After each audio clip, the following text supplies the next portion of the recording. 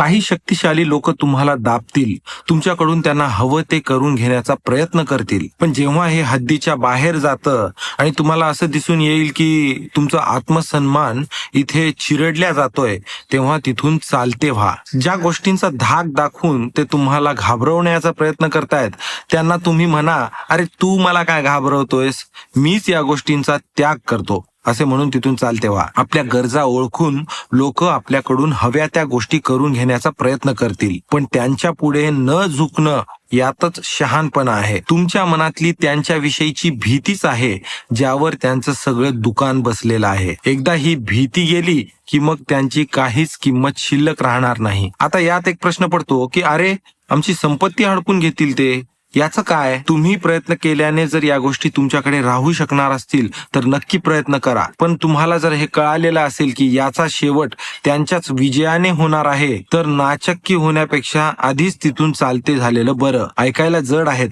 पण हेच वास्तविक विचार आहेत.